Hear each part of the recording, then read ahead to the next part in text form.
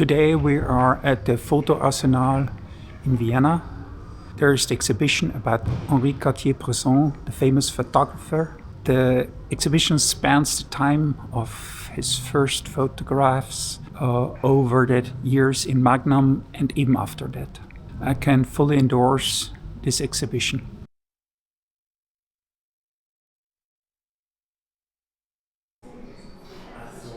So let's walk into the Foto Arsenal Wien. Here is the entrance to exhibition of Henri Cartier-Bresson. So let's have a look at his life. He was born in 1908 into a wealthy family in the textile industry. He studied painting when he was just 5 years old, taking an apprenticeship in his Uncle Louis's studio. Unfortunately, his uncle died soon and the painting lessons stopped. He took up painting lessons at 18 and continued until he was 21. He returned to painting later in life at 60, after his professional career as a photographer. He may have wished to be recognized primarily as a painter. His training in painting shaped the way he approached photography. I invite you to join me for a walk through the exhibition.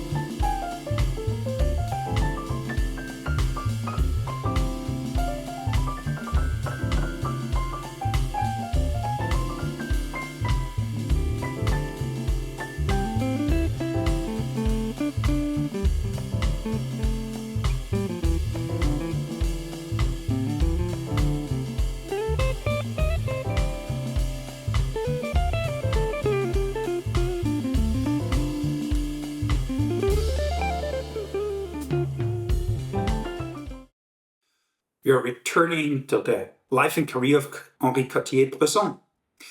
Following the breakup of his relationship in 1930, he embarked on a journey through various countries of Africa, trying to cope with the loss. Returning to France, he buys himself a Leica camera and starts working as a photojournalist. A decisive moment. This new phase should last for 30 years plus.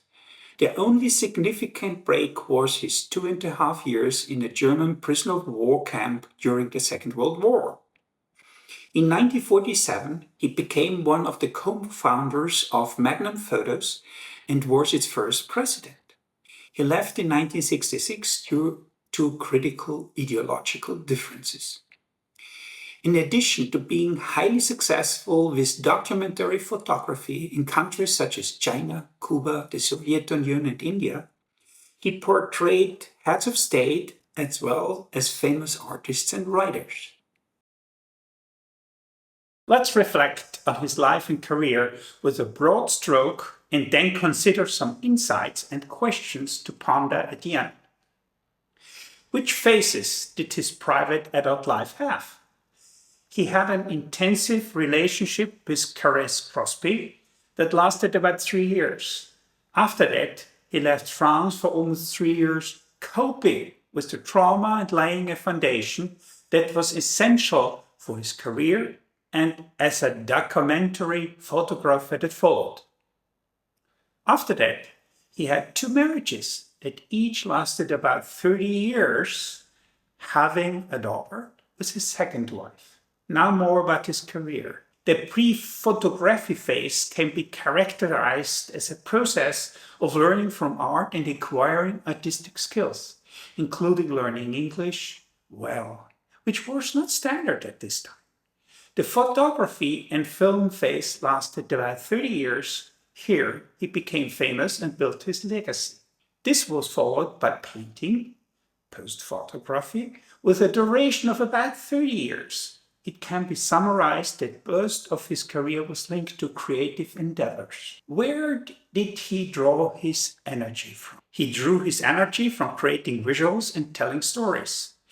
The media of expression was photography, film, and painting. In addition, he came from a wealthy family but engaged with the Communist Party at the beginning of his career. He kept his values to himself and didn't discuss them in public over all his life. Interestingly enough, he did some reportages about China, the Soviet Union, and Cuba at a time when these were still deeply communist. These reportages were far from criticizing the political system that were at ideological war with the capitalist West at the time.